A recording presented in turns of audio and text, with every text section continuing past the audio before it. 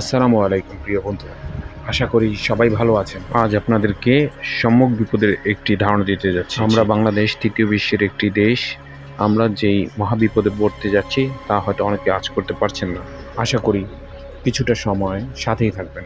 বন্ধুরা, আপনারা জেনে থাকবেন বাংলাদেশের পার্বত্য চট্টগ্রাম কাপ্তাই বাদ দিয়ে একটি পানি বিদ্যুৎ কেন্দ্র স্থাপিত হয়েছে, যেই বিদ্যুৎ কেন্দ্র দিয়ে চট্টগ্রামের অনেকাংশেই চাহিদা পূরণ করা যায় বিদ্যুতের।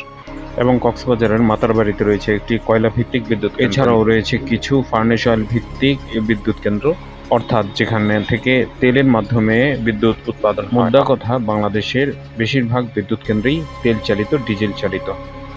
আমেরিকা এবং ইরানের যেই যুদ্ধ, এই যুদ্ধের কারণে বাংলাদেশ এবং তৃতীয় বিশ্বের কোনো দেশই তেল এবং গ্যাস পাচ্ছে না। আর তাই আমাদের পরিবহন খাত এবং বিদ্যুৎ উৎপাদন খাত এবং শ্রম এবং শিল্প কারখানা ব্যাপক আকারে ক্ষতিগ্রস্ত হতে যাবে।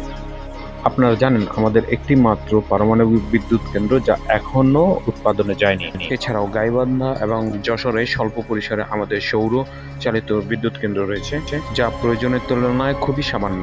বন্ধুরা, আপনারা জানেন আমাদের কোনো উইন্ডমিল নেই, অর্থাৎ বায়ু দ্বারা কোনো বিদ্যুৎ আমাদের উৎপাদন হয় না। আর এভাবে যদি জ্বালানি সংকট চলতে থাকে, ধীরে ধীরে আমাদের প্রত্যেকটি সেক্টরের উপর বিরূপ প্রভাব পড়তে থাকবে। পেট্রোলের অভাবে পরিবহন ব্যবস্থায় প্রভাব পড়বে, যাতায়াতের খরচ বাড়বে, ধীরে ধীরে পণ্য দ্রব্যের মূল্য বৃদ্ধি পাবে, সব ধরনের পণ্য মূল্যের দাম বৃদ্ধি পাবে, যেমন কাঁচা তরিৎ তরকারির দাম বৃদ্ধি পাবে, যেহেতু এগুলো আমাদের প্রত্যন্ত অঞ্চল থেকে আসে। এছাড়াও বৃদ্ধি পাবে দৈনন্দিন মুদি মনোহারী পণ্য, যেগুলো অনেকগুলোই আমাদের অন্য দেশ থেকে আমদানি করে চলতে হয়।